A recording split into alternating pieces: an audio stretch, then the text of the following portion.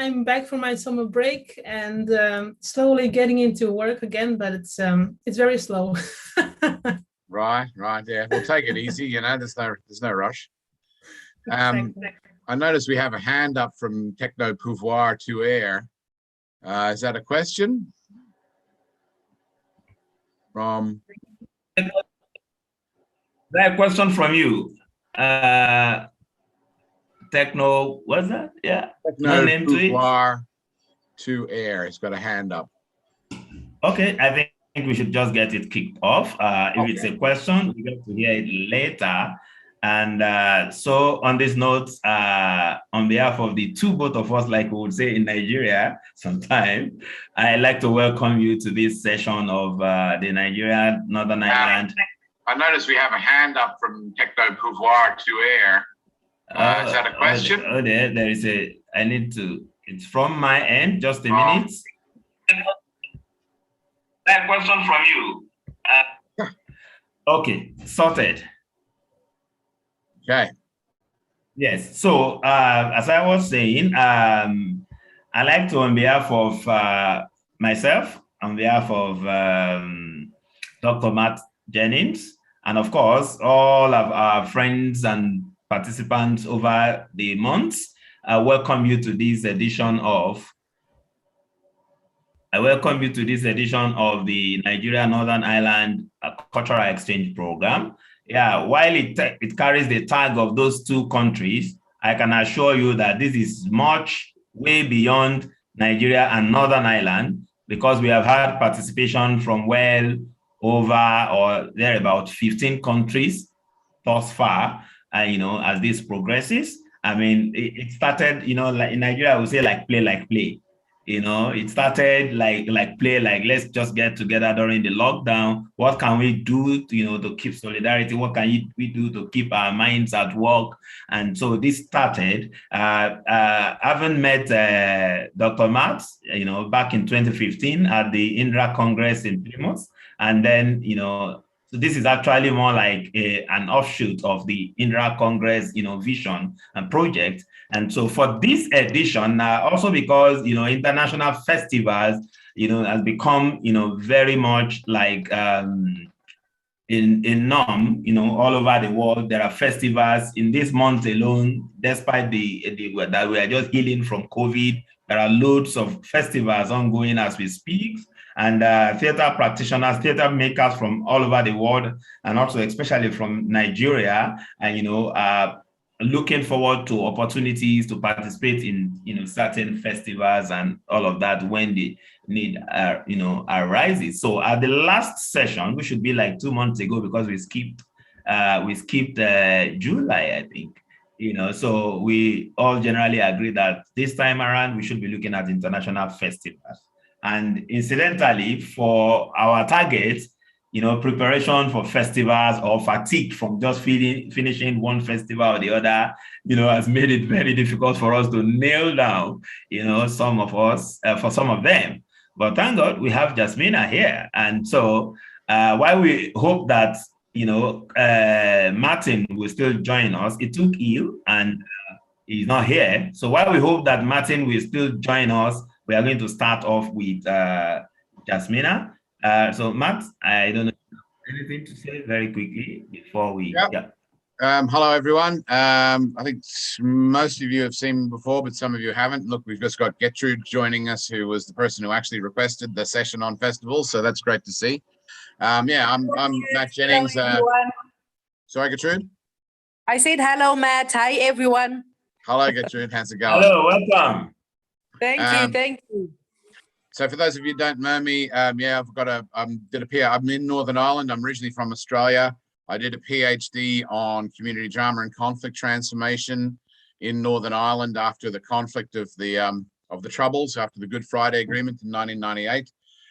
That's how I met Jerry. That INRA Congress you mentioned, that's an international network of people who do youth arts for conflict transformation. It includes members in South Africa, India, Brazil, Palestine, Cyprus, Greece, Malaysia. So I think I said South Africa, and numerous other countries. And the Nigerian Northern Ireland Cultural Exchange started as some of the students I was teaching here in Derry in Northern Ireland, if you've seen the TV show Derry Girls, that's where it is, had been doing some work about growing up in post-conflict society.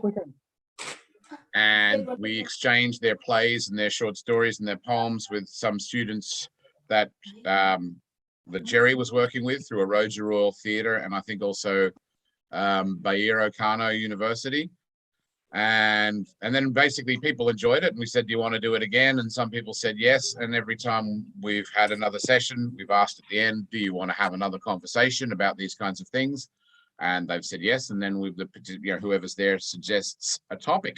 So we've had topics on digital theatre making, on applied puppetry, on young artists and mental health, on making art in a post-conflict society and other political challenges and so on. And as long as people keep asking us to do this, we'll do it again. So I'm very, very pleased to be introducing Jasmina Ibrahimovic, who I have known through the International Community Arts Festival in Rotterdam since, were you there on my first one there in 2008, Jasmina? No, I think my first one was 2011. Oh, okay. So, well, I've been going since 2008. It was run by our inestimable colleague, Professor Eugène van Erven, formerly of the Utrecht, University of Utrecht, who has now retired from both the university and from running the International Community Arts Festival. I met Jasmina there in 2011. I think the first time we met, you were assigning me to grind some grain in the kitchen with Peter Schumann of the Bread and Puppet Theatre, which was, a very directly hands-on experience of what it is to make community arts and community theatre and community carnival. I've been to the International Community Arts Festival in Rotterdam. I've been lucky enough to be invited to it, I think for 4 of the main festivals and 2 of the mini festivals held periodically. It's been held every 3 years, so 2008, 2011, 2014, 2017, and then online version last year, 2020. And I was also lucky enough to be involved in the curation of that festival in 2017, alongside Tanya Kanyas and Eugène van Erven and Jasmina and Anna Maria, the rest of the regular team. And then the co-curation in 2020, where we had a much bigger group of curators, didn't we, Jasmina? Like 40 or 50 people from all around the world. So anyway, with no further ado, I'll invite Jasmina to talk to us a little bit about her experience of running the International Community Arts Festival, the sorts of things that they're looking for when they go around the world looking for people to invite, and just any other aspect of the experience. By the way, this is a totally informal, conversational kind of mode. So Jasmina will talk, but at some point, if you have a question, feel free to put a hand up, and we'll answer it.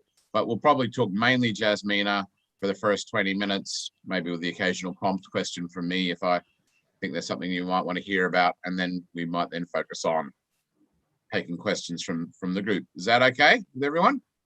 By the way, feel free to turn your cameras on. It's always good to see the faces of the people you're talking to, for one thing, at least to know that they're actually there. But if you can't turn your camera on, that's fine as well. We understand. But personally, I'm a bit more comfortable with cameras on. But anyway, Jasmina, lovely to see you. Hey, Gertrude, how's it going? Lovely to see you. All right.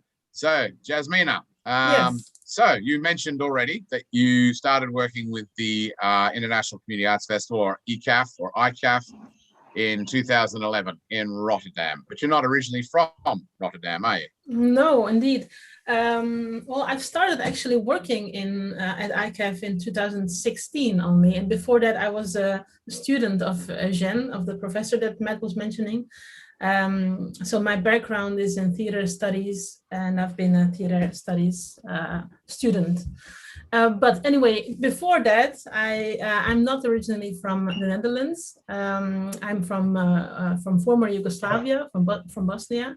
And I fled with my family from the civil war in Yugoslavia in the 90s to the Netherlands, and then found my home in the Rotterdam harbor, and also found my professional home at ICAF. Mm-hmm. By the way, you said you came from Bosnia. What particular town or part of Bosnia did your family come from? The city that we are from is Tuzla, which is in the northeast of Bosnia, pretty close to the Serbian border, actually. Right. Yeah. So do you want to maybe say something about how your experience of leaving Bosnia as a refugee might have informed your engagement with community arts in the Netherlands, both as a student and an artist and a curator of festivals?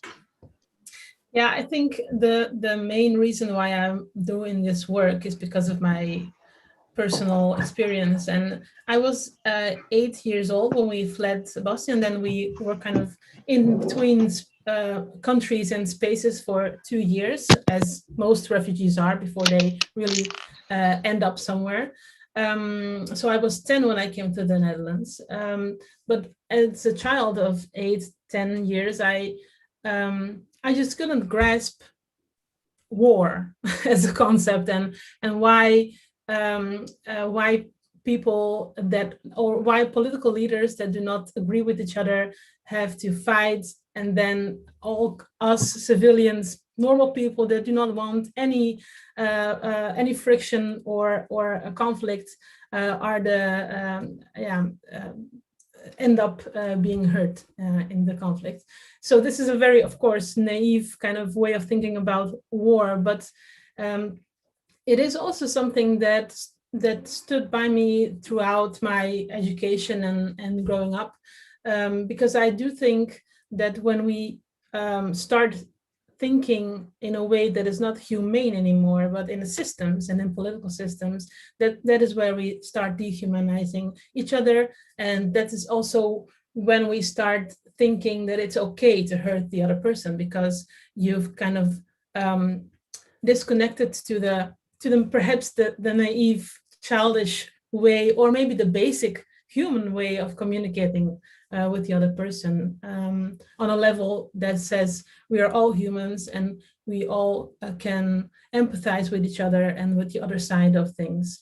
So from there, I had this mission that I wanted to keep inviting other people to keep seeing each other as people, as human beings, instead of the other or the enemy or someone from another culture or religion or whatever.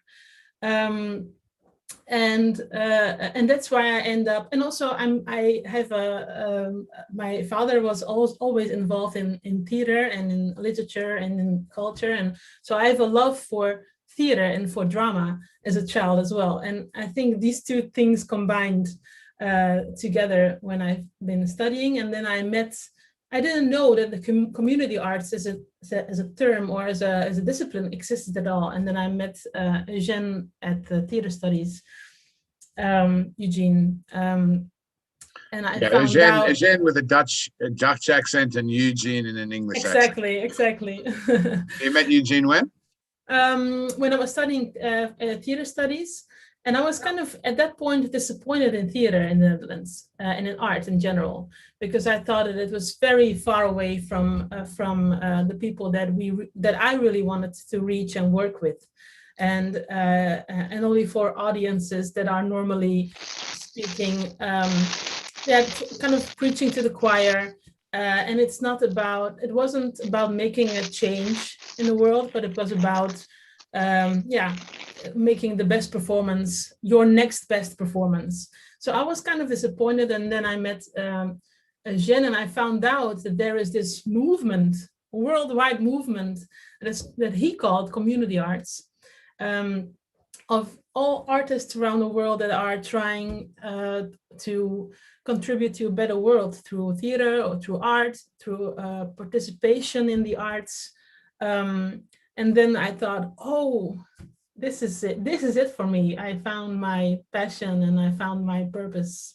And since then, I've been working on as a theater practitioner myself, and slowly getting into the festival and an international network. And then in 2015, I think Eugene asked me to be assistant programmer, and also with the intention of then taking over the artistic leadership of the festival. And I remember when I think I first met you in Rotterdam in 2011, you had recently opened a theatre space in a converted shop. Is that right? Yeah. Is that company still going? And what's the name of it? And what kind of work? It wasn't a company. It was a project of. It was a project of Rotterdam Neighborhood Theatre, and it is still open, and it's used for all kinds of. Neighborhood things, and I think that the auditorium that we made isn't there anymore because it took up too much space. We made a huge auditorium in that space that looked over the street, and so it wasn't, you weren't able to put anything else in there except for the auditorium. So since 2015, you've been working with Eugene and Anna Maria? Yes. Yeah. On organizing the International Community Arts Festival. So do you want to sort of just say a few things about that, the International Community Arts Festival, how many people, what kinds of acts, what kinds of companies are you looking for? What's involved in organizing a festival like that? I know whenever I've been to it, for me, it's the best international festival I've ever been to of any kind, bar none. But maybe that's just because I'm a bit prejudiced towards international community arts. It's trying to change the world for the better as well. I've been to Edinburgh, and that's pretty good. There's lots of really, really good shows. But what I like about International Community Arts Festival is everybody there, whether it's a practitioner or an audience member, and the lines are constantly blurring because you're constantly sort of, they're going from one event to another with each other, and people get off stage, take off their costume and join you to watch the next one. And everybody's committed to this idea of arts are a fundamental aspect of human beings and one of the things that makes human beings most human. But anyway, you want to tell us a bit about what's involved in running an arts festival like ICAF? Yeah, well, just first to respond on your what you're saying now is the interesting thing about programming ICAF is that it's a very typical way of programming because we don't necessarily program performances or projects. We program ideas and people, and I think the main goal is for us to gather people around the world that have the same passion for community arts and for how to contribute to the world through arts. And I think that's why of course, I don't think that any artist or any person is as best as their last work. The work is not the end product is not what it's about. It's about what your mission is and how you do that and why you do it and about your character. Because I think one thing that we do not program is, and that in the Netherlands at least, there are a lot of artists right now who work in community arts in a kind of opportunistic way and try to say, look at me, I'm working with diverse communities, and then have all kinds of people on the stage without these people having anything going back to them well, anyway, I think you know what I mean. And I do. Yeah, so it's a kind of what they called in some forms of art the participatory turn, or the trend for community-based work in mainstream art galleries on mainstream theatre stages and so on led to a lot of high-profile directors and companies sort of tokenistically bringing on a few people who aren't professional actors, from diverse backgrounds, to say, look, here's us celebrating the community, particularly here in Derry, where I live, and particularly in 2013 during the UK City of Culture. A lot of people from other countries were paid a lot of money to come here and get unpaid volunteers from the local community to be in their cast, and they didn't get very much in return. In fact, they got almost nothing in return. What they got was an £85 million debt for the local city council that had to fund the whole thing, and 46% long-term unemployment. And I also have to say, in one case, one of those very highly paid directors who came here to do a show about Derry to Derry, involving Derry people, but not with the consent or the ideas of the Derry people, was from Bosnia. Oh God! Oh, what's his name? Haris Pavic. Oh, yeah, I know him. Yeah. No harm there though. Very interesting work. Very Anyway, so I think this is the kind of the people that we want to invite to the festival have this intrinsic kind of need to work in a reciprocal relationship with the community, and their main goal is to create an, I like to call it an aesthetic dialogue, or a aesthetic space in which people can connect in a different way than they connect in their daily life with each other. And so this is so it's a very atypical way of programming, which means that a lot of our time as programmers goes into building relationships. And we have the festival is once every 3 years, but I mean, we're almost working full time only on trying to connect with those artists, with those communities, to really trying to grasp what they are all about, and then showing their best work. And I don't mean the work itself, but how they work or what's the best about them. And this depends on the context as well, because someone who's working in Nigeria creates something totally differently with the same mission than someone from Singapore or someone from LA. That's the whole, I think the most interesting thing about programming this festival is that it's about, we are a relationship-based festival organization. And yeah. I'm sort of speaking from hearing you then, Jasmina, and so you're looking for artists who are embedded with and part of and in an ongoing relationship over a period of time with the communities that they're working with, and hoping to help achieve something, even if it's just fulfilling their ambitions to create art, right? So you develop the same kind of relationships with the artists that you like to see the artists develop with their communities. Exactly. Over time.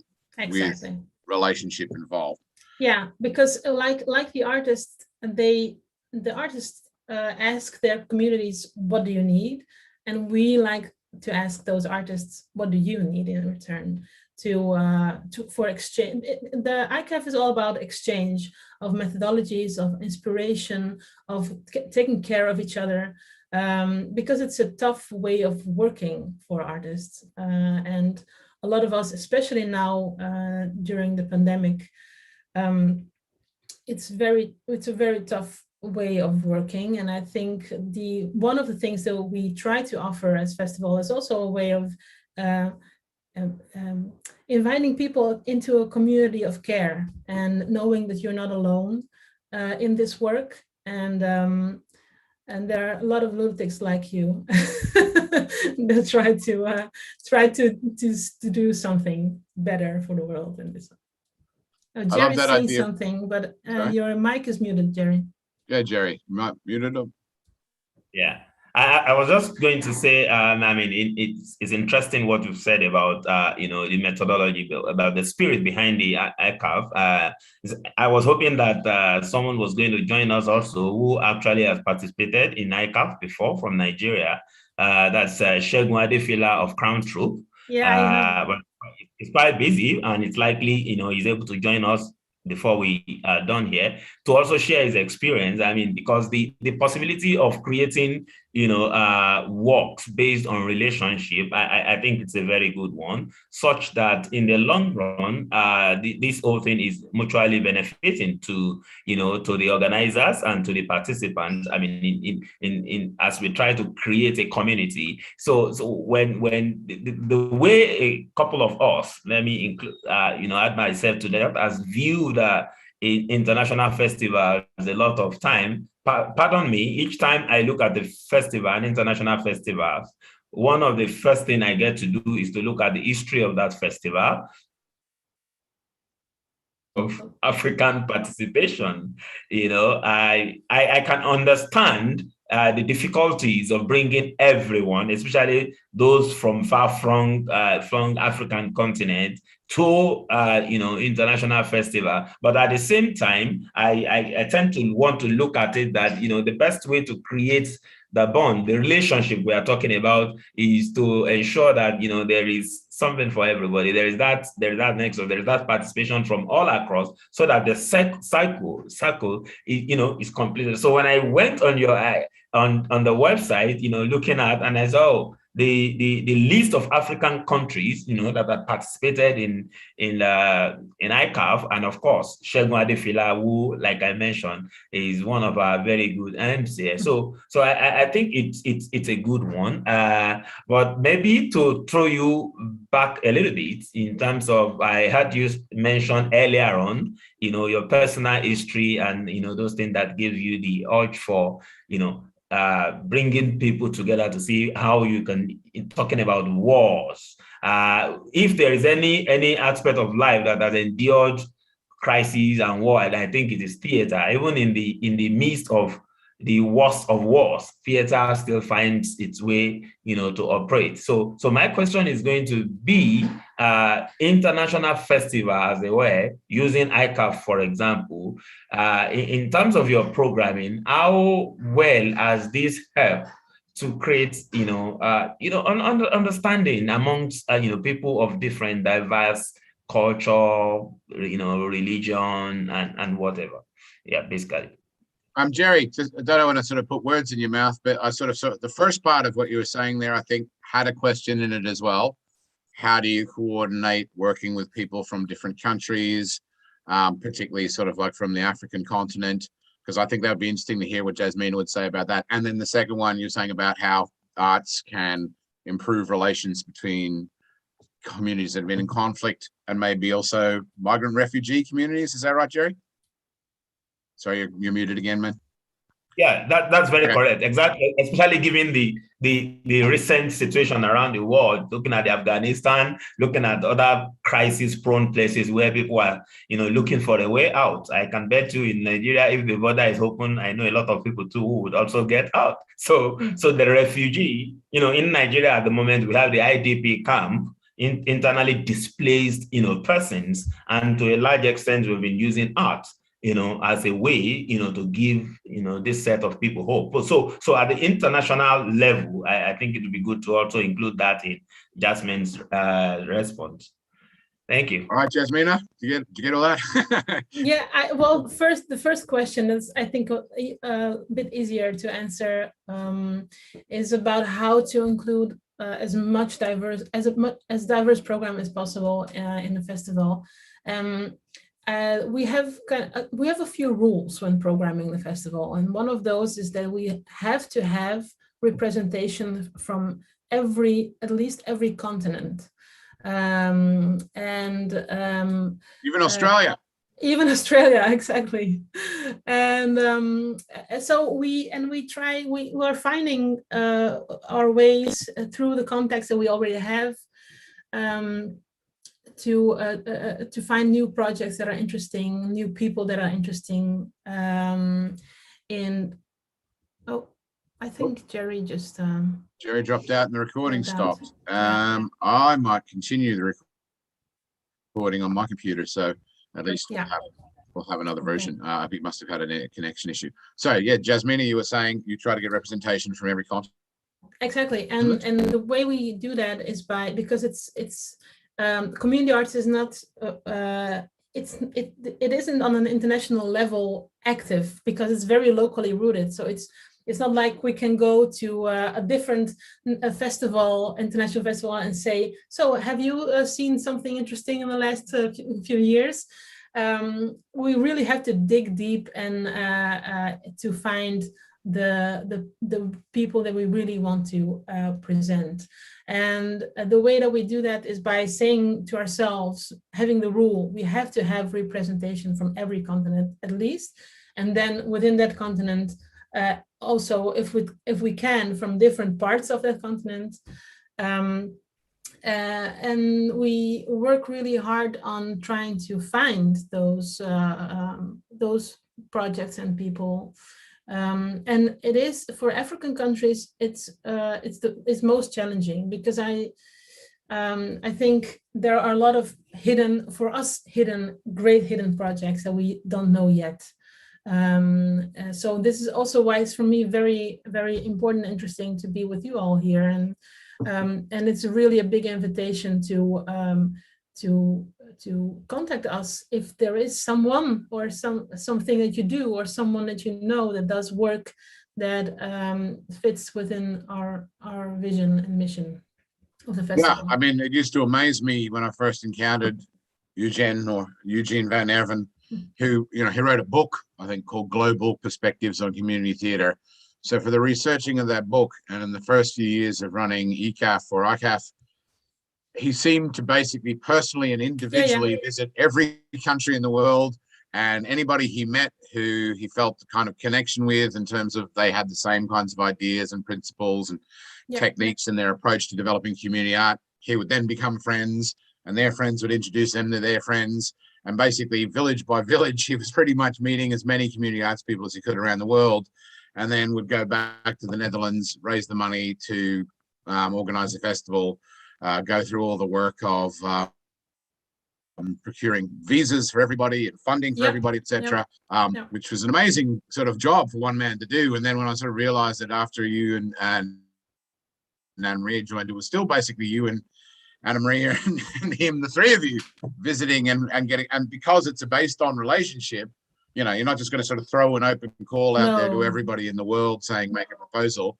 You want to develop these relationships through networks of relationship. It's more scouting, actually. Scouting, and then asking, you know, recommendations. So if you, once you know somebody who you feel works with an ethos that matches the ethos of the festival, then you might ask them if they have further suggestions. I mean, I think that was my experience of co-curating in 2017. Initially it was, do you know is there anyone else you would know of that you would recommend that have the ECAF vibe? And then also when everybody had gotten a bunch of potential partners to involve in the festival, selecting which ones we could. So what you're saying here, Jasmina, if there's anybody on this call or anybody connected through this network, particularly through Jerry's contacts, I mean, we're being streamed live on YouTube at the minute, as well as recording this, that you are inviting people who feel like their approach to working with arts and communities is in keeping with yours, of being based on relationship, on being based off community of care. That resonates with me, of the, you know, the James Thompson concept of an aesthetic of care, the community arts and applied theatre and so on are based on turning care relationships like the ones we have with our families and the ones we have with health carers, basing our artistic and professional relationships on that same ethic of care. Fantastic. So there you go, everybody who's involved, who's there. Gertrude, for instance, who I can see with your wee boy. Is that your wee boy? Sorry if I'm making a gender assumption. I'm thinking boy. Yes. This is my latest. This is the latest addition. The latest addition to the family. Right, what do you call him? He's 10 weeks old. Oh. And what's his name? His name is Asha. Hello, Asha. Hey. So I just came from an audition and I had left him at home. So he's a bit fussy. So I just took him and I was like, I'm going to get into the meeting with him. So he's getting a bit fussy again. Okay. Well, and seeing as we have you on screen and with microphone, Gertrude, and I think it was you who asked if we could do a thing about curating festivals. And was it not, if I'm wrong, related to you had recently received funding to run a festival of your own in Zimbabwe? And one of our previous speakers, Max Beer from the Playhouse in Derry, or had assisted you in some form or other with with that funding application. So, well, before we get on to asking Jasmina to ask Jerry's very tricky question about how arts can bring about improved relationships between warring communities or communities that might otherwise be hostile, and, you know, for instance, how can community arts help people in Afghanistan, which is a big challenging one. But Gertrude, do you have a question for Jasmina before we go on to that other question? Okay, thank you very much, Matt, for the opportunity to speak. And thank you, Jasmina, for being part of us. This program has really helped me ever since I joined it. I have, you know, I continue to grow in my work. I'm really excited as well to share that I traveled to the Netherlands in 2016 and I performed at a theater in Amsterdam. So I can't pronounce the names, but it was a big theater.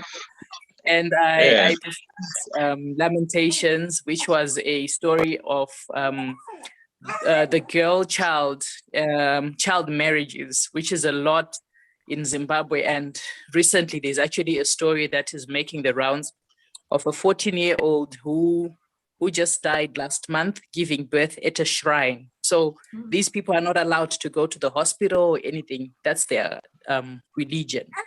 So I enjoy doing work that's really community-based, just to find a way of finding solutions to resolve issues through theater. So my question is, when it comes to festivals, what steps do you take when you are doing a festival, when you want to do a festival? How do you get support from different organizations, different companies to come on board for you? Because like Matt said, it's actually going to be my first time to do this festival. I got a fund to do a storytelling project. So now I want to do a festival that has got different storytelling styles, through poetry, through dance, through theater, through different forms of storytelling. So how do you plan for a festival? How do I invite artists to come and share their experiences, to run workshops? Some obviously will do pro bono, they'll do it for free, but some will need you to pay for their transport and accommodation and maybe per diems, food, money for food and stuff like that, and maybe just to go from this point to that point. How do you do that programming? How do you speak to Matt to give us support for this festival? Are there certain ways that you do that? And as a festival, how do you run it? How are you able to pay for the flights of people? How I talk too much. You know how theater people are. Just sorry, Gertrude, it sounds like a logistics question. Like, yes. What are the logistics of running a festival? Yeah. Yes. Yeah. How do you raise the money? How do you organize it? Yeah, not another tricky question. And Matt had to shorten it just to the point.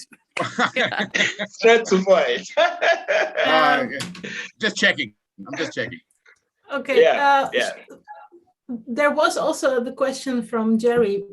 It was more complicated. Shall I? Which one would you like to do first? I think I think the one from Gertrude is perhaps a bit shorter. The answer is shorter.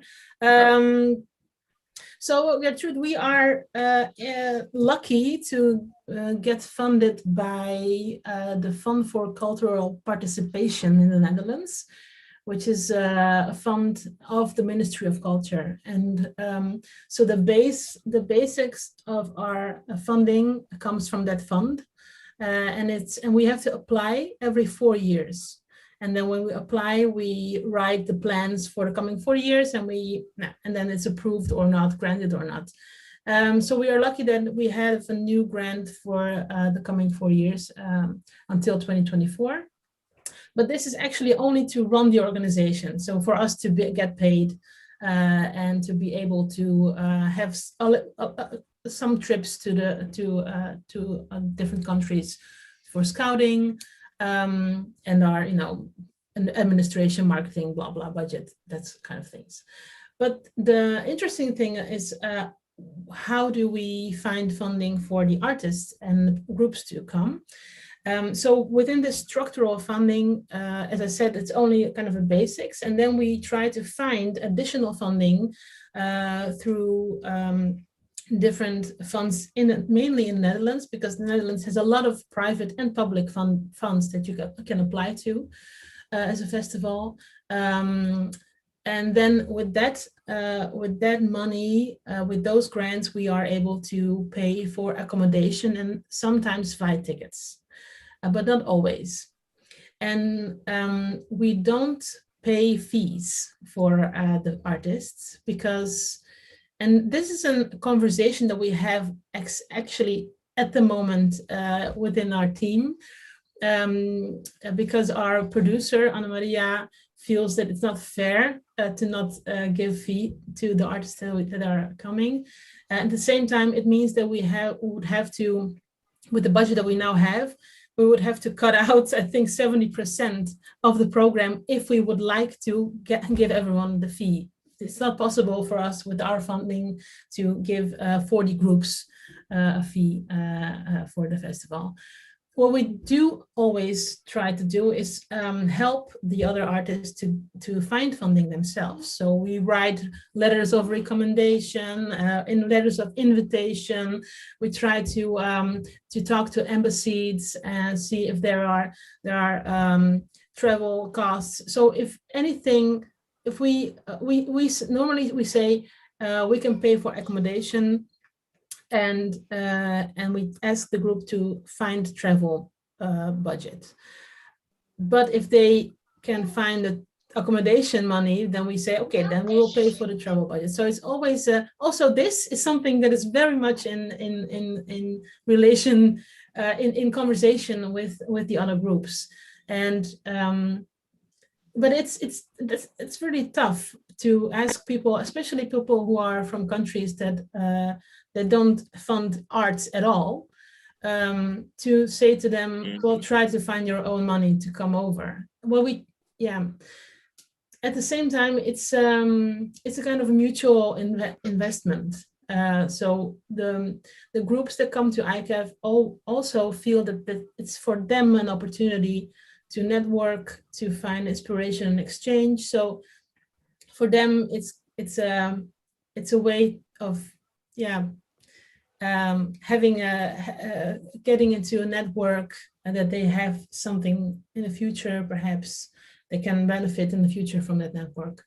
Jasmina, just to give people an idea of scale, how many different artists and companies from how many different countries and how many different individual people were involved in the last two ICAF festivals that you were part of?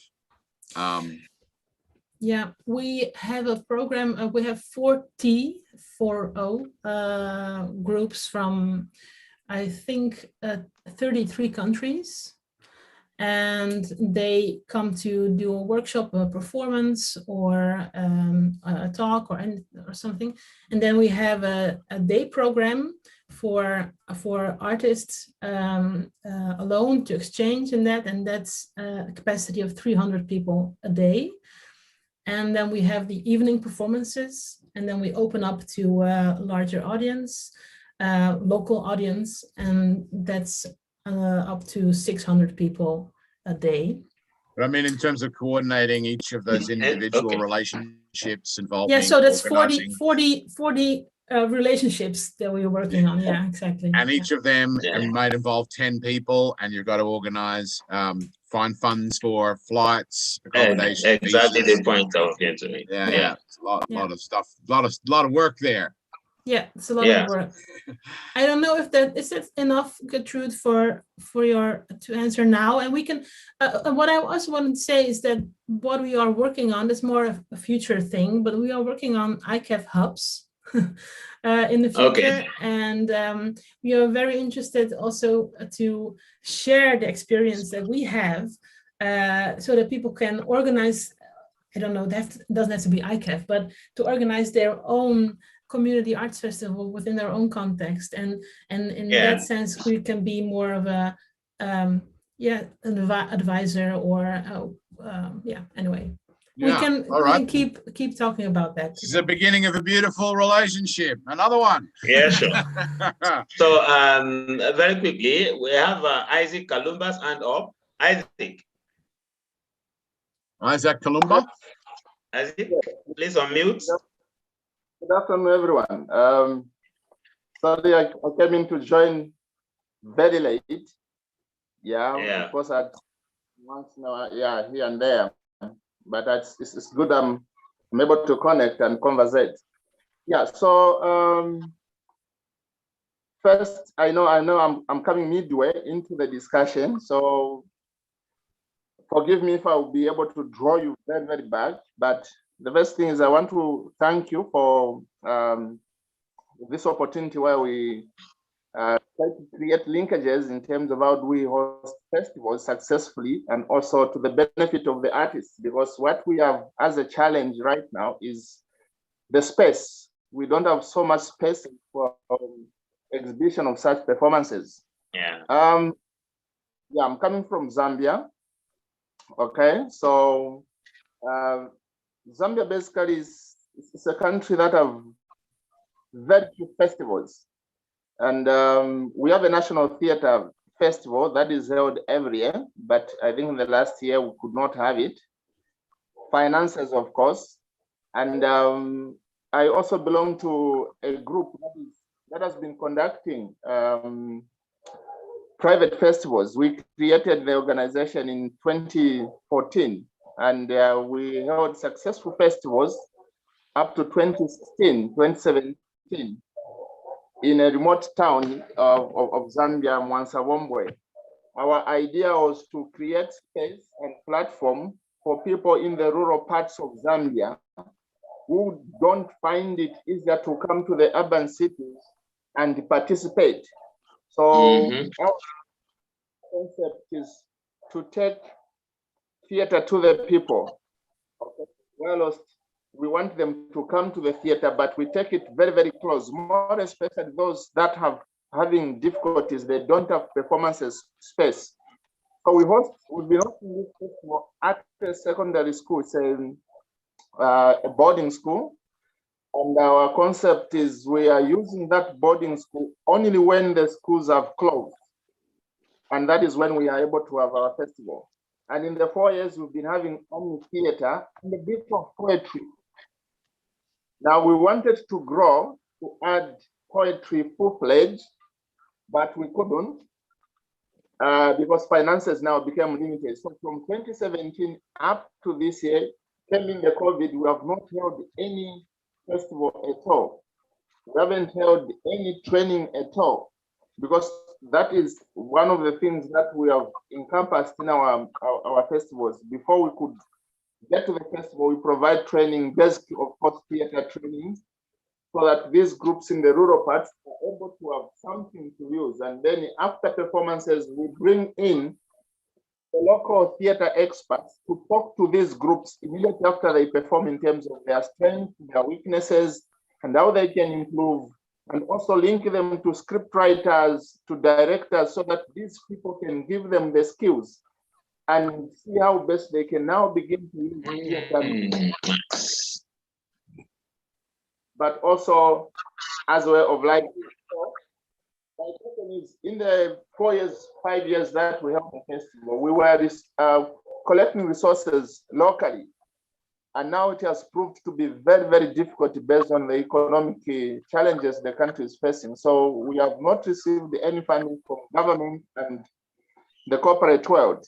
And that has taken us to the knees. And we're hoping now for the best to come out of the space that we have. Now, during this period, we've just been hoping in terms of how do we create collaborations, how do we create linkages with people that have been in the festivals for a long time. Like my sister from Zimbabwe said, we are also facing the same challenge in terms of how do we mobilize resources, how do we bring in expertise so that our festivals can be successful. So we have a question in terms of how do we also link or collaborate with other festivals in raising resources, in also enhancing, creating performance exchanges or cultural exchanges, so that we have practical lessons from the performances that we are bringing into the country, and also to go and see how best we can also exhibit such performances and exchange notes. Okay. So sorry, Isaac, there was some points where the sound was breaking up, but just if I can sort of check, we're sort of asking, so you've got a community-based rural festival that not only brings in performances, but also teaches skills to people in those rural areas.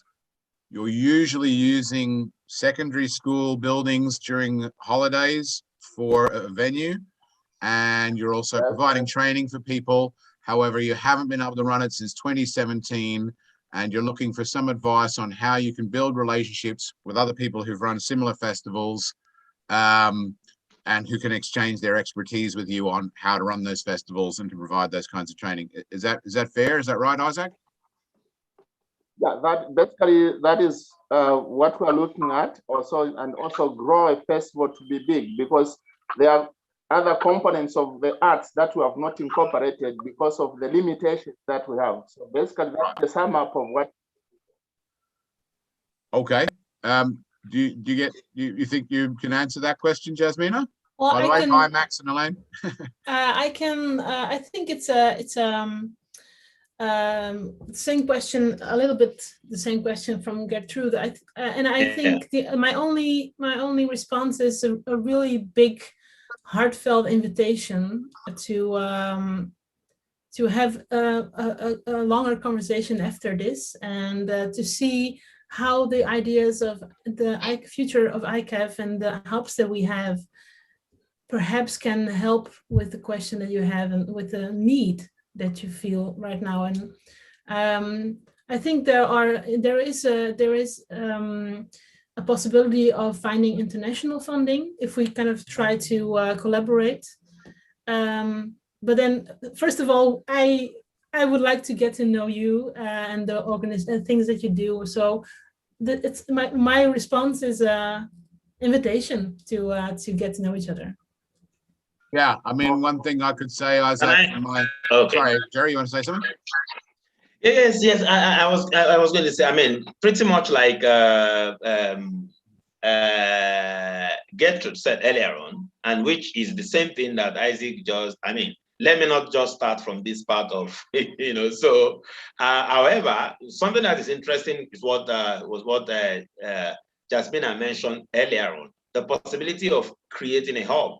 And unfortunately, we could not have Martin here today. That's from the Harz Electronica, festival, which I think it's like what they have done. I mean, in their case, COVID prompted them to do that because the festival could not hold last year, so they had to go virtual. And in going virtual, they have created a hub across the world. And for the festival, which is starting on the 8th of September, they have hubs around 180 cities from where activities are going to be happening as part of the physical festival, which is happening in Linz, Austria. In fact, we are the partner from Nigeria, and so we are going to be from Nigeria. We have a garden. It's called Abuja Garden because they call all the hubs garden. So the Abuja Garden, there is Seoul Garden, there is US New York Garden, and all of that. So from our garden on September 11, we will be performing from Nigeria, and then one of our production will be live streamed from the 8th. So what I'm saying is that the creation of a hub like this, I think it would help. These are two different festivals. We are talking about community festival. We are also talking, doing same thing in Nigeria about taking theater. I think it was Jasmina who mentioned earlier on that, the way theater is still done in the Netherlands, probably at the beginning, was not a kind of what she envisaged, because there is still this elitist approach to theater consumption, maybe not just in Africa, maybe not just in Nigeria, maybe all around the world. So the possibility of taking theater to the people, which is what project like the Community Art Festival provides, or maybe when it's even not festival, being able to do things in smaller scales. But the challenge from this part of the world has always been the absence of funding. That is not to say we are not working. We are working despite the absence of funding. So for me, I would be much more interested in establishing that relationship. Maybe another theme for our discourse today is actually relationship, because it's coming on very strong. So such relationship across probably different regions of Africa, where you can now have hubs. A very good example, very quickly, before I allow you, is Arcitage, for instance, which is probably, I should ask this as a question. I know that Arcitage Congress, every time it holds, which is like every year, or when national centers are holding their own festival, there is always what is called Generation Next, where the organizers, bring together about 35 young theater practitioners from around the world. Jerry, just to interrupt for a second, just in case anybody here doesn't know, and I'm pretty sure at least 2 people don't. So ASSETEJ is the Association de Théâtre de Jeunesse, or the Theater for Young Audiences Association, which has an annual festival, which is both a festival of youth arts, mainly arts for young people as against by young people, but it includes both. There's a academic conference element goes alongside the arts festival for ASSETEJ. The last one was where was it again, Jerry? The last one was Tokyo in Japan, okay. And the next one is Sweden for May next year. Yeah. And so I was going to ask Jasmina. Yeah. Using that example, I was going to ask Jasmina, as part of the festival, is there such apart from bringing productions, which we have identified could be very tasking sometimes when it comes to the cost of ensuring that, are there such other smaller opportunities like that, probably target as festival managers to come attend, gain experiences, intern, see how it is done, maybe playwrights, bringing playwrights together? And are there such opportunities also inbuilt in what you do at ICAF? Jasmina, would I be able to just to both answer the previous question to some extent from Isaac, and also in response to what Jerry just said there, just from my own experience. In my own experience of being involved with the ICAF since 2007, exactly what you said, Jerry, and exactly what you're talking about, Isaac, is what ICAF does. So, for instance, Isaac, you develop a relationship through getting to know Eugene, Jasmina, Anna Maria, or somebody else involved. That then becomes a friendship, a co-mentoring thing. You help each other find funding. And then when you get to the ICAF festival, or if it's online, you meet people through that. You meet more people who work in similar ways in their own countries, in dozens of other countries, who can then give you more help and suggest more collaboration and more proposals of funding. So it becomes this family where it's not just I ask one expert to come in and mentor me, but you become part of a network where everybody's helping each other and everybody's mentoring. The other thing I was going to say is, and also in my experience of it, but correct me if I'm wrong, Jasmina, it's mainly bringing members of companies or individual artists to run workshops together so you can learn from each other, workshops in how to create art, or workshops in how to organize art as a political activism, or workshops on how to raise funds, or workshops on, one of the last ones I did, how to sustain your resilience as an artist when it's very, very difficult to survive without money. And then there would be some main stage productions where maybe a dozen or so companies or bands or visual artists have been invited to bring a whole company to put on a whole show. It's mainly about fostering those relationships, exchanging those skills, building those networks together, as far as I know. So Isaac, I would say take up a Jasmina on her offer to get involved in the ICAF family. And that's my take on it. But sorry, Jasmina, you want to respond yourself to Jerry saying, what about the possibility of doing a bit more digital stuff and other aspects like the ASSETEJ Theatre for Young Audiences exchanges? Oh, yeah, first of all, I agree totally with what you're saying, Matt. So, yeah, when it comes to the hubs, I think because we are so in need as a festival and as people who run the festival of in-depth relationships, organizing those hubs is for us also a lot of work, because we really want to try and invest our time and energy into it. And when you mentioned the festival that you're talking about now and having how many different hubs in the world, that for us that's impossible, because that we just had an experience to one hub in Singapore while we were doing our digital festival, and we have been communicating on a weekly basis for 6 months with Singapore Drama Box from Singapore to do this together, and we felt how fruitful it was for us to be that so involved in each other's work. So, and that's why it is. It was a success, the ICAF hub in Singapore.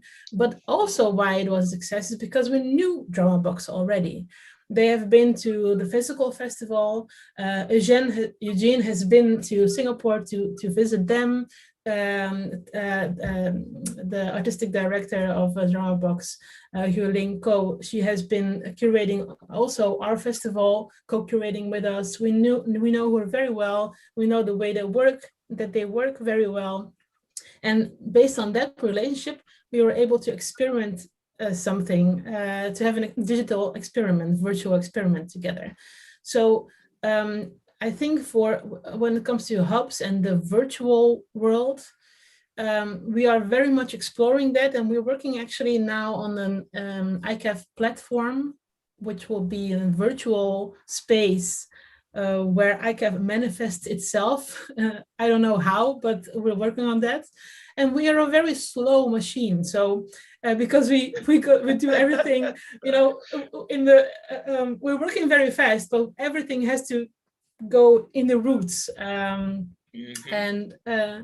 Yeah, I mean, that's the level of care required to prevent it from being one of those examples we talked about where somebody very expensive parachutes in for 3 weeks, puts on a big show, and then leaves, and the legacy for the local communities is fairly limited. If you want to work closely with people, build up relationship over time, over years, so that everybody has a sense of ownership, and you're talking about like hundreds of artists and thousands of community volunteers in Rotterdam alone, and thousands of other community volunteers in all of the home countries of whoever comes to Rotterdam. That's a lot of people to have on board in a meeting, if you know what I mean, or in lots and lots of meetings. And the other thing I was going to say as well is in terms of Isaac, I keep saying Isaac or Isaac, I'm not quite sure. Isaac, I'll say anyway. Isaac and Gertrude is in the Netherlands. Sorry? Isaac, it's okay. Isaac is okay. Well, okay, thank you. That in the Netherlands, the main workforce, both in terms of finding accommodation and helping people get on the buses and organizing venues and publicizing events and helping make the food and all the rest of it, is voluntary. So I think one of the big things that ECAF has is hundreds and hundreds of people who've loved every minute of every previous festival who then go, I want to be part of this. Can I volunteer to help? And that also is replicated by their partner organizations on the ground. But anyway, we've got a hand up from Dr. Kole Odutola. Yeah. Yeah, thank you very much for the opportunity. I have a feeling that you probably already have a template for doing what I'm going to ask. And that template is, how do you convince the various agencies of the benefits of bringing all these 100 groups together? You know, the economy of it, to be able to not just we're having a festival, it's good that you put your money, but the nuts and bolts of it, to say or find out or do some research into how the economy is benefiting.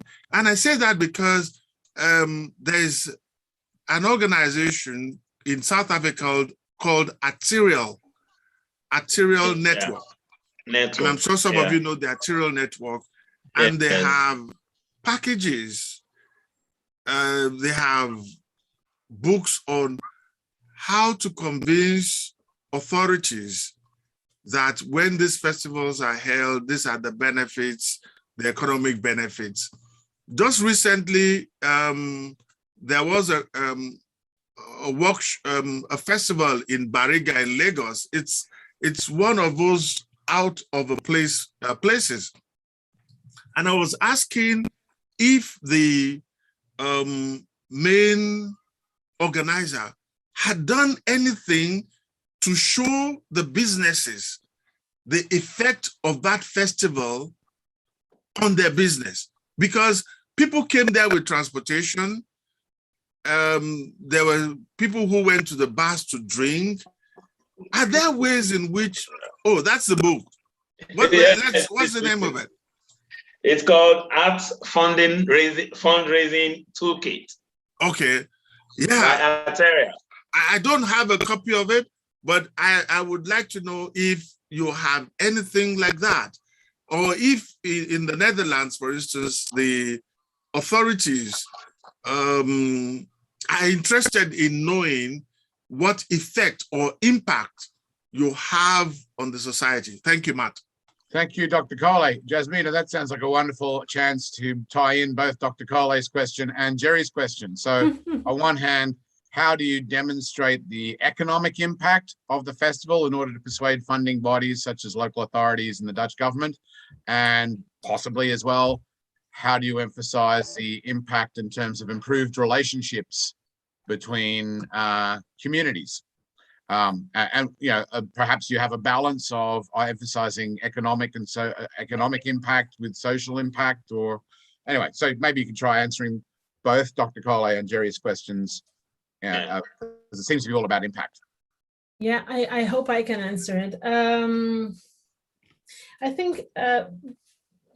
think for us, we are the only way to show the impact of our festival is by showing what those relationships that we try to create amongst the groups that come to the festival, what effect that they have afterwards. And it's all about, because we are too small to really have kind of economic effect. The 300 people that come to Rotterdam for our festival, it's peanuts for a city like Rotterdam.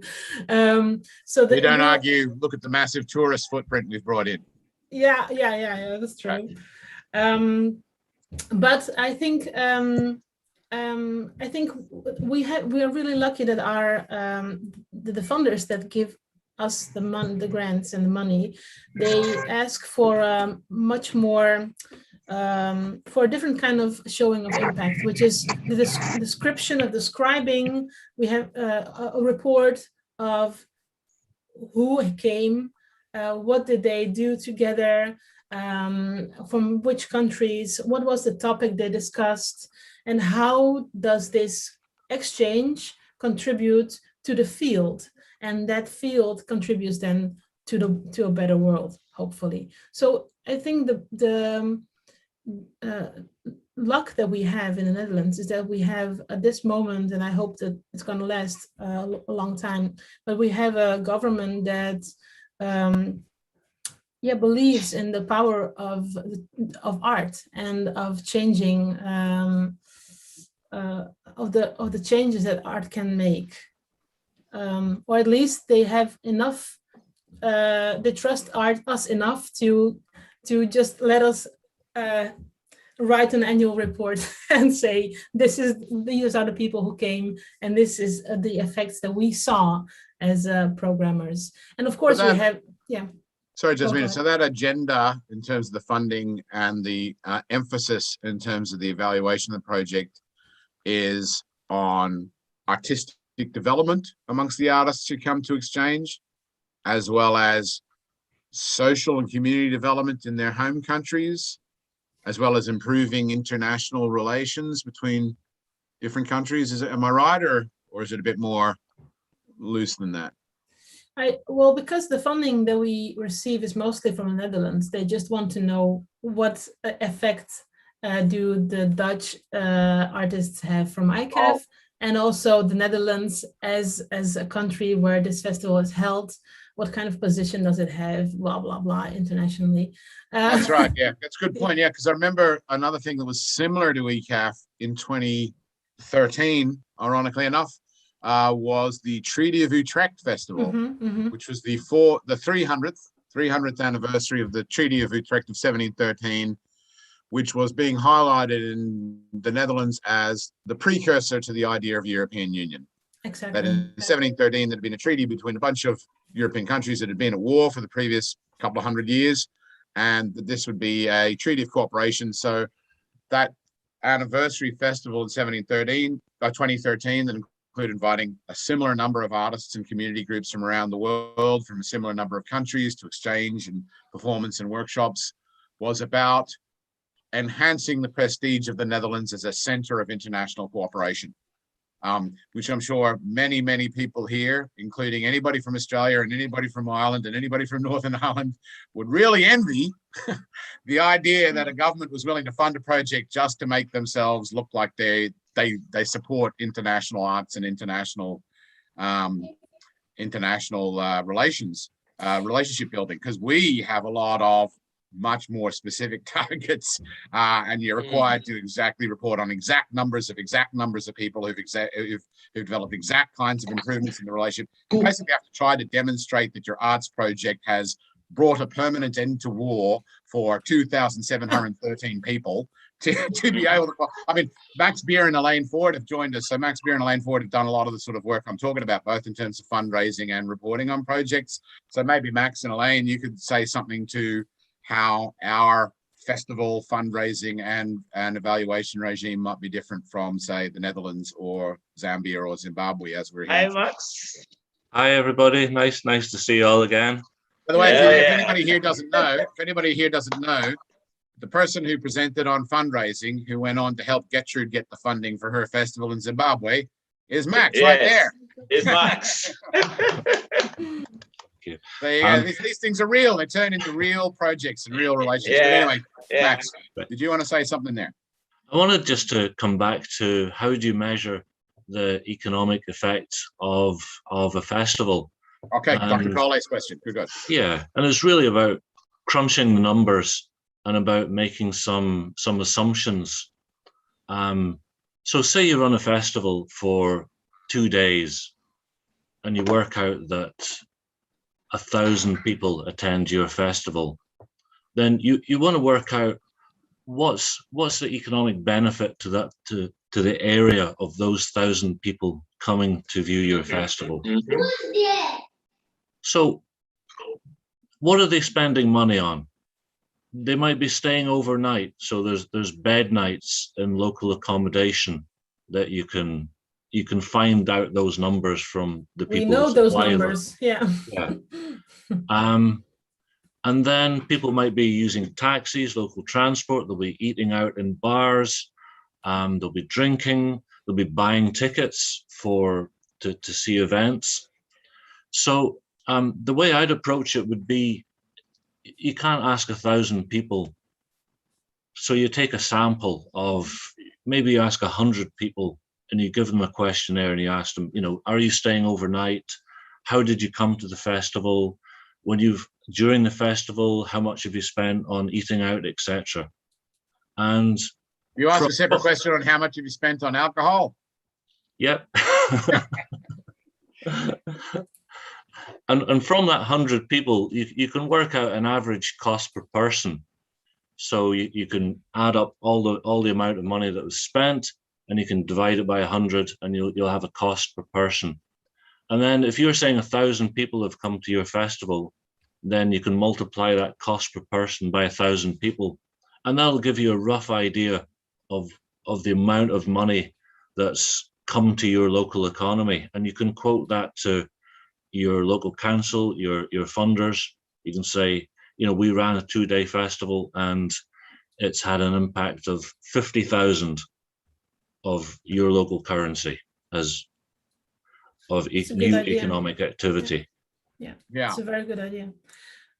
Yeah, we in Rotterdam we have a lot of really large international festivals, so it's also kind of, for us, it's a really good idea, and I think we're going to do it.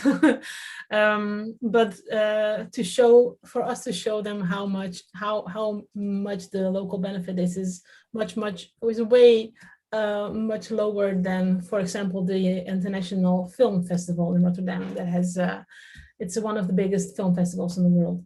So, but yeah, it's a very good idea. You would demonstrate in your reports the effect on local artists and local communities of having that international exchange going on. Yeah. How do you do that? Do you do interviews or questionnaires, or similar to what Max was saying, or do you just report and they trust to take your word for it that, loads of people who live around the Weekstheater area of Rotterdam have benefited and loads of artists have said this has been really good, or do you have a more formal evaluation process? Yeah, well, we try to evaluate with the artists that were involved, as much of them at least, and we do that in a conversation, or right after the festival, or through Zoom a little bit later. All those video interviews of the people walking around with the cameras, you interview almost everybody present. That's part of the evaluation. And that's part of the evaluation as well. So there is an ongoing documentation of the festival, of course, during the festival. But then there's also reflection time afterwards, and then we ask people to share with us their experience of the festival and how they benefited from being part of the festival, or what they missed. And I think we also try to have as open dialogue as possible, and very open also to critique and to things that we haven't done well enough.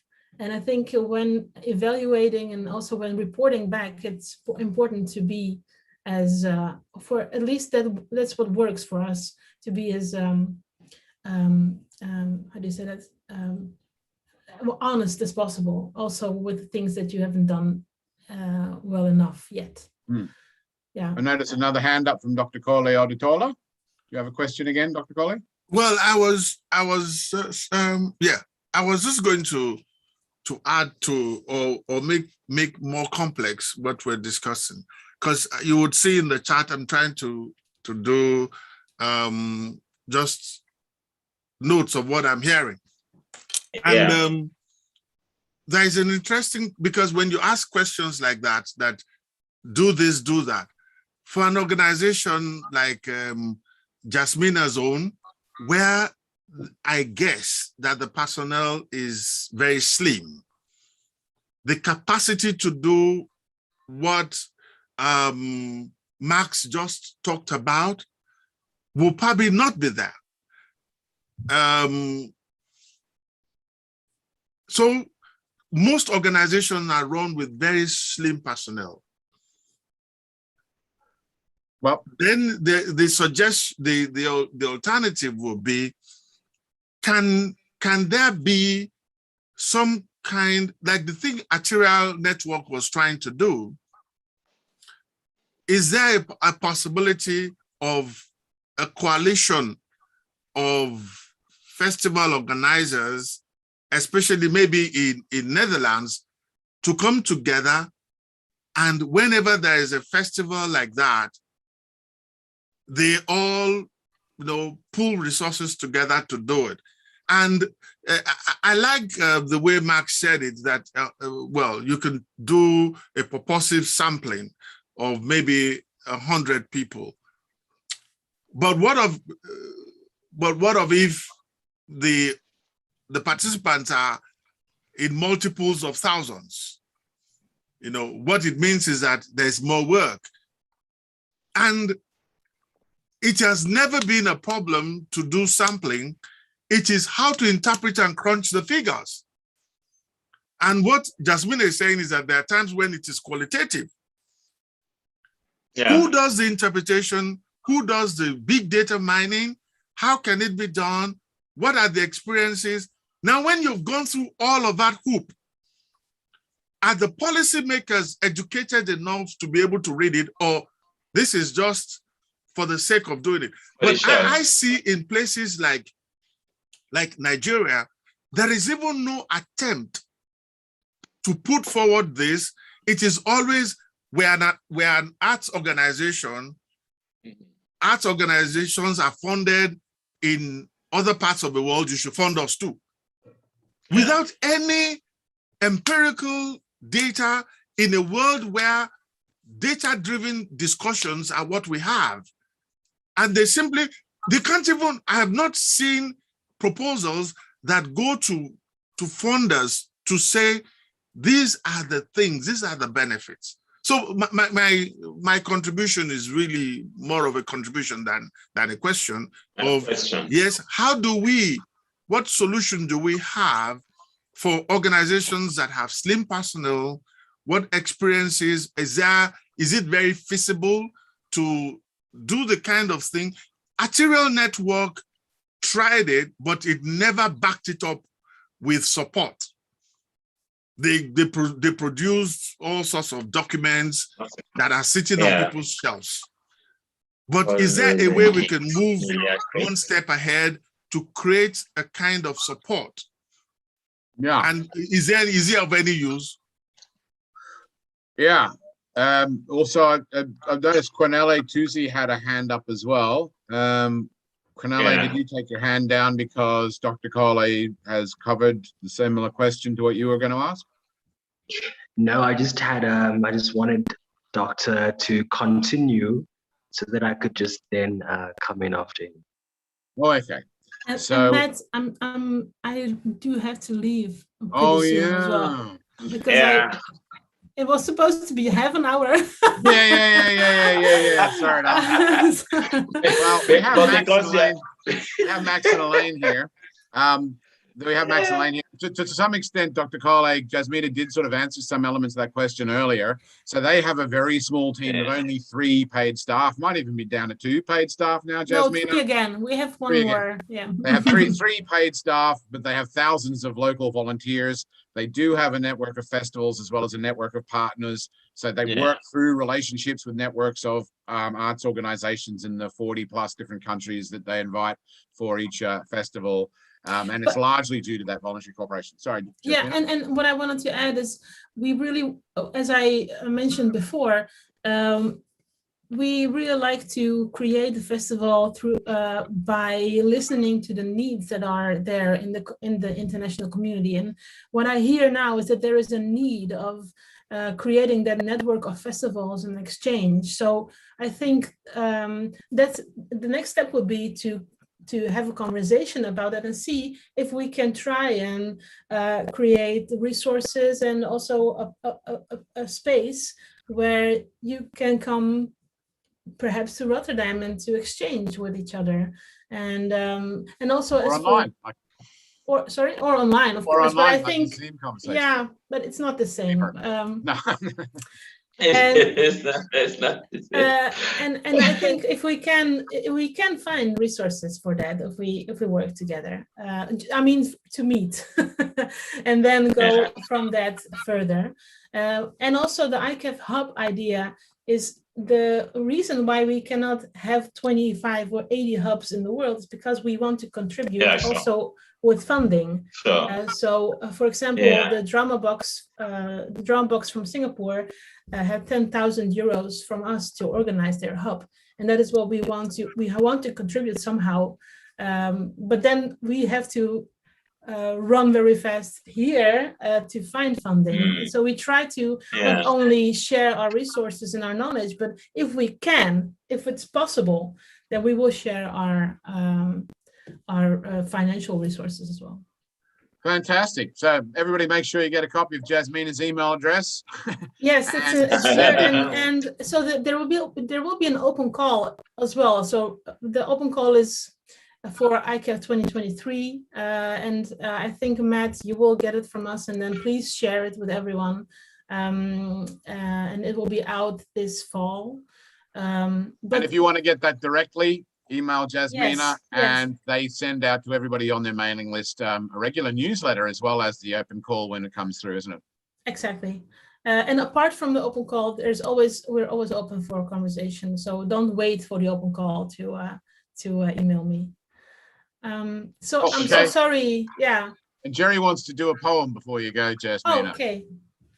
Okay, I am not going to be the one doing the poem, but I have a young lady here who is actually one of the artists we are showcasing for the Arts Electronico Festival, which will happen on September 11 as one of the, Arts Garden, 180 gardens around the world for this year. Amina is here. I'm just going to allow her to share some spoken word with us as a way of sending off Jasmina for this afternoon. So, Amina, are you there? Amina? Yes, I'm coming. Hello. Hello. Hi. Hello, everyone. My name is Amina, and I'm a spoken word poet.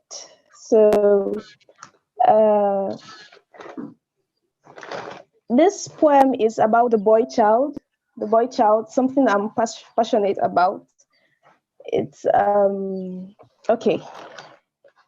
The International Day of the Boy Child is celebrated annually on the 16th of May. It's August now, and I never knew. The International Day of the Girl Child is celebrated annually on the 11th of October. It's August, and I think I've heard it a few more times than I probably should. Do I say it's because the boy child is a man and men will be men and all men are dogs and dogs do not need to be known for anything that is in danger? And the girl child is a flower and a glass, so should be celebrated, protected, loved. And no, I do not mean the girl child isn't often broken. I mean, boys are flowers too, and flowers get stripped of their petals, so shouldn't always need to glue themselves together by themselves. It's time we keep aside misogyny, patriarchy, chauvinism, and realize that beyond this is a country, a nation, a world of broken boys. It's time we keep aside our misunderstood version of masculinity and see vulnerability as something belonging to humanity. Thank you. Woohoo! Wow. Amina, thank you. Oh, thank you, Amina. Yes, that's for you, Jasmina. So on September 11, we would have a session which is tagged Women in Media Arts. So Amina, Iyanua Devi, Lovette Liberty, and Eyimofe, my daughter, will be the focus of that, performance, and it's part of the Ars Electronica Festival. Also, we have two plays playing at two different festivals virtually. One play playing at two different festivals. One of our plays titled "What the Hunter Saw," which is actually a meeting point for Nigeria's Wole Soyinka and, of course, Swedish poet Thomas Transformer, who never met in real life. But I mean, through the work of art, we have brought the two of them together, and the play is titled What the Hunter Saw. It will show at the Pro Contra Festival in Poland on September 4, and of course, at the Ars Electronico Festival from September 8 to September 12. So for the September 11 session, which will feature Amina and some other wonderful spoken word artists, and the storyteller, Auntie Shine, who is unavoidably absent today, we would send you invitation for that September 11 event, and would hope that you are also able to join us. So thank you, Jasmina, and we'll definitely keep in touch. Matt, over to you. Yeah, thank you. And I was to sort of repeat what I said before we started recording the session, that many apologies that Paul Brown wasn't able to join us. It was entirely no fault of his own. It was a miscommunication between himself and myself about the timing of the event today. But hopefully we'll be able to get Paul Brown or somebody else from the Errigal Arts Festival involved in future conversations of this sort. What we usually end with, and thank you very much, Max, for your contribution, and for everybody who spoke. Amina, for your wonderful poem. Dr. Cole, for your question. Cornelia Tusi, do you want to ask a question before we finish, or make a statement, or? No, I think I just want to thank everybody for such an amazing and empowering and insightful. Thank you to Jerry also for giving me the invitation. And I've got the email addresses. I'll email Jasmina, Jerry, Matt. Thank you so much. Thank you. And Gertrude for suggesting it. What we usually do at this point is ask, does anybody want to do anything like this again? And if so, on what topic? Do we want to have another discussion of festivals or something else? Gertrude, your mic's on. Does that mean you're going to say something? Yes. Okay. Always full of ideas. Thank you so much. You know, I owe all these opportunities to Jerry. So I recently have a love for. Okay, I've been researching, and I actually want to do this that I'm about to share. So I would like assistance from you guys on theater for babies. So I've been researching on the psychological development of a baby, and I have actually practiced and performed to my babies. I've got a 2-year-old and I've got this 10-week-old. I've been researching. I've watched a few shows on different platforms of theater for babies. So I actually want to do a theater show and actually learn more about performance when it comes to babies, 0 to 3, 3 to 6 months, 6 months to 9 months, and probably to about 3 years, the different types of theater. How do you perform to children? I have researched, but I think I would appreciate it if we had an expert. Bye, Jasmina. Sorry, Gertrude. Jasmina has to go. Sorry, I really need to leave now. So sorry. No worries. Thanks a million. Bye. Thank you so much, It's Jasmina. okay. Thank you. Love you. Thank you. Okay, so theatre for babies. Well, Jerry, I would have to say that would be more your area than mine, with being part of Assetege and the Theatre for Young Audiences community. Yes, my immediate response to that would be that yes, that's something we could fix. We've got Barbara Maleka. Barbara Maleka is a Polish theatre for young audience practitioner, and she actually specializes 0 to 6 years. In fact, she's going to feature in our festival in February. That's the Abuja Children Theatre Festival after 2 years break. So that's coming back in 2022, and we have her online to be part of that festival. But however, we could bring her, much earlier to talk about this, because I also think that it's a topic that quite a handful of, practitioners in Africa and in Nigeria would be interested in. So I'll sound her out, and if she's not available for our next session, I can always source for, through the Assetege network, we can always get other, practitioners within that, bracket.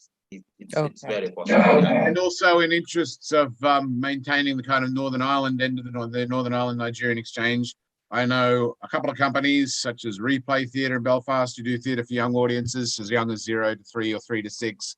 Plus also, remember we had Karen Torley doing the session on applied puppetry.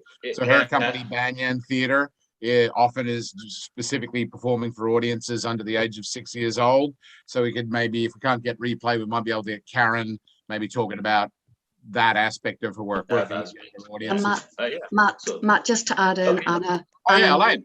Anna Newell as well, maybe. Do you know Anna? I know Anna, yeah. She's doing freelance work, but I think very much looking at young children, babies, young children. So she may be really, she's brilliant. Yeah, didn't she used to be with Replay, Anna? Yeah, and she's now freelance working independently. So I think a lot of her work focuses really on younger ages of children. All right, well, we'll try to get Anna or Karen. Jerry, you can get Barbara. Yeah. And just to say hello to everyone, I'm Elaine. Lovely to be here. Right. So thank you for letting me jump in. Yeah, thanks. Thanks, Elaine. Yeah. Thank you. All right. Well, here, should we maybe finish a little bit early? Yeah. Is this early? Is this early or late? I can't remember. Yeah. So I want to thank everybody for attending, and thanks so much for your contributions and your very astute questions. I mean, every time we do one of these things, it's not entirely clear exactly what's going to happen before it happens, but when it does happen, it's brilliant. Yeah, exactly. So yeah, we'll get back to you as soon as we can. Please feel free, first of all, copy the comments. If you go down to the chat box, you can click on that wee balloon, and then you can actually copy all and save as text onto a document all of the comments, including people's email addresses. Also, or otherwise send your email address to Jerry so you can be on a bit of a mailing list, and we'll let you know when we've got the next one organized. And also probably got to apologize. We were a bit late in getting out notice of this particular event today on things like mailing lists. I've been really busy. Jerry's been really busy. Everybody else busy. We don't have any money. We don't have a whole lot of time. We've been doing what we can, but we'll try to get people more than a couple of days' notice of the next event with clear information on the start time, and so that you register to get the Zoom link. The Zoom link isn't on the information. And if you have any questions, feel free to email me or Jerry to ask those questions, and we'll answer them as soon as we can. All right. Yeah. Good. Any last words, Jerry?